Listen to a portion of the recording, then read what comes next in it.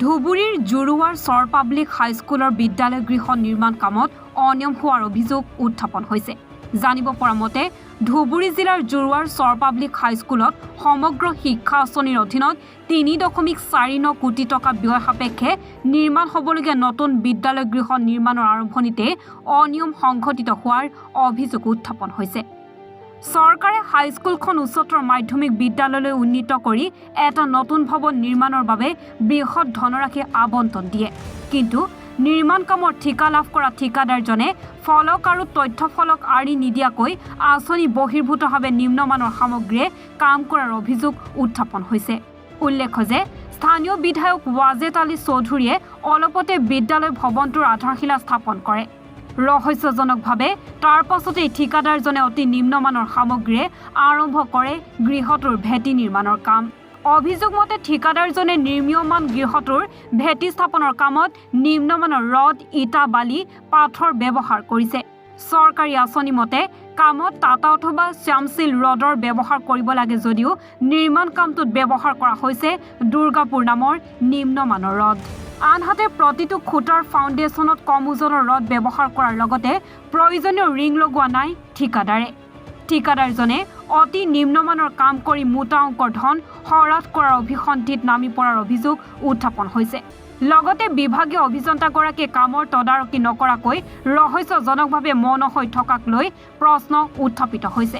ঘটনা সন্দৰ্ভত জিলায়ুক্তৰ জৰিয়তে তদন্তৰ দাবী কৰিছে স্থানীয় দল সংগঠনে।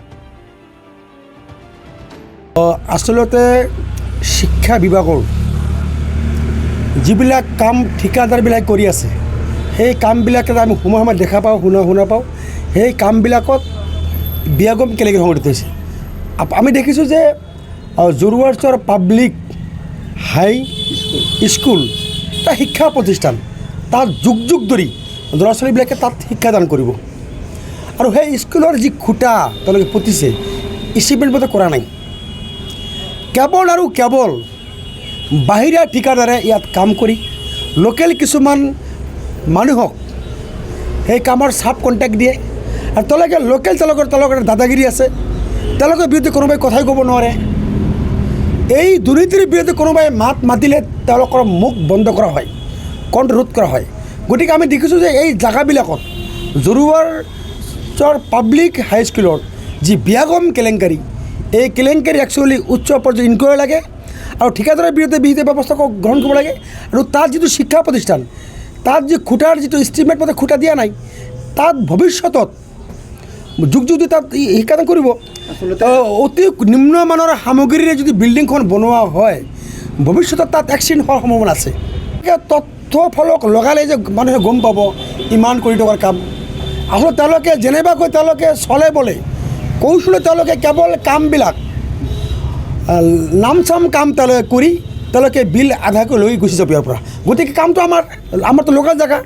গতিকে এই জৰুৱাৰ চৰ পাব্লিক হাইস্কুলৰ যি কামৰ যি বিয়াগম দুৰ্নীতি ইতিমধ্যে পাব্লিকে আমাক জনাইছে, এই কামটোৰ আকৌ ইনকুৱাৰী কৰি ইষ্টিমেট চৰকাৰী ইষ্টিমেট মতে কামবিলাক হ'ব লাগে আৰু এই কামৰ ডিচিয়ে নিজে এনকুৱাৰী কৰি এই কামবিলাক ভালকৈ কৰিব লাগে। যদি নকৰে আমি ভাবিবলৈ বাধ্য হ'ম যে জিলা উপায়ুক্ত ইয়াৰ লগত জড়িত আছে, শিক্ষামন্ত্ৰী ইয়াৰ লগত জড়িত আছে। গতিকে শিক্ষামন্ত্ৰীক অনুৰোধ জনাইছোঁ যে আপুনি টুপুত লাল কাল দি লাভ নহ'ব, আপুনি অলপ চাই দেখক যে আপোনাৰ শিক্ষা বিভাগৰ একাংশ ঠিকাদাৰে কেৱল নামমাত্ৰ কাম কৰি লাখ লাখ কোটি কোটি টকা চৰকাৰী ধন হ্ৰাস কৰা হৈছে।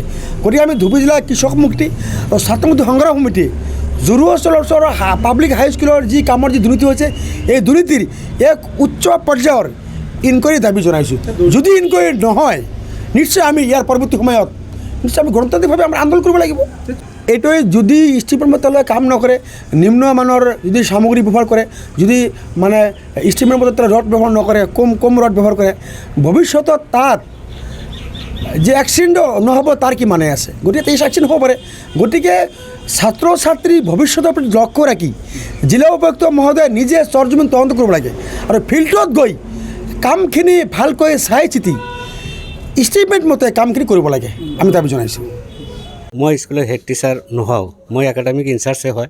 গতিকে একাডেমিক ইনচাৰ্জ হিচাপত মোৰ হাতত কোনো ইষ্টিমেট প্লান ইষ্টিমেট একো বস্তুৱেই নাই কেনেকৈ কামখিনি চলি আছে কি বস্তুৰে চলি আছে কি ইয়াত দিব কি নিদিব সেইখিনি সম্পৰ্কে মোৰ কোনো নলেজ নাই দেখা গৈছে যে যেহেতু আপোনাৰ চৌহদতে এই বিল্ডিংটো নিৰ্মাণ হৈ আছে হয় এইটো ঠিকাদাৰজনৰ নাম কি আৰু কোন ডিপাৰ্টমেণ্টৰ পৰা কৰি মোৰ ঠিকাদাৰজনৰ নামো মই ক'ব নোৱাৰিলোঁ আৰু এইটো SSA ডিপাৰ্টমেণ্টৰ পৰা হোৱা বুলি মই গম পাইছোঁ ঠিকে আছে যিখন আঁচনি আছে আচলতে আঁচনিৰ মতে শ্যাম ষ্টিল বা টাটা মানে ৰড দিব লগা হয় হয় এতিয়া দুৰ্গাপুৰৰ ৰড দিছে হয় দিছে আৰু ৰডবিলাক মানে ফাউণ্ডেশ্যনৰ ৰডবিলাক মানে কি কম হৈছে আৰু থিকনেছটো কম থিকনেছটো কম ইষ্টিমেটত যিটো থিকনেছ ইষ্টিমেটতকৈ থিকনেছ কম এইখিনি সম্পৰ্কে মোৰ কোনো নলেজ নাই কাৰণ মই যিহেতু ইষ্টিমেট সম্পৰ্কে নাজানো এতিয়া কোনটো ৰড আছে কোন কোম্পানী আছে কোন কোম্পানী দি আছে সেইখিনি মই নাজানো আৰু যেতিয়া ইটাবিলাক দেখা গৈছে যে নিম্নমানৰ ইটা হয় ইটাবিলাক নিম্নৰ ইটাখিনি মই দেখিছোঁ অৱশ্যে ইটাখিনি কিছু নিম্নমানৰে মই চাইছোঁ মই নিজে চাইছোঁ কিন্তু এতিয়া কেনেকৈ দি আছে তেওঁলোকে সেইটোকে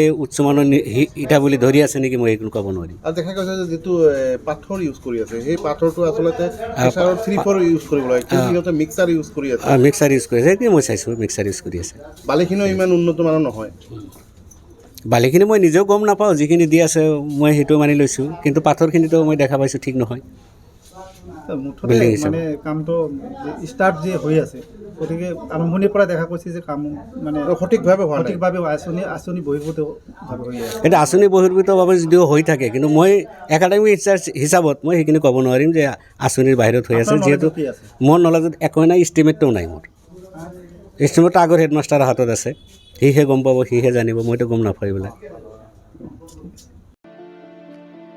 পৰ্বতজোৰাৰ পৰা মজিবুৰ ৰহমানৰ ৰিপৰ্ট এনি ভাৰত 24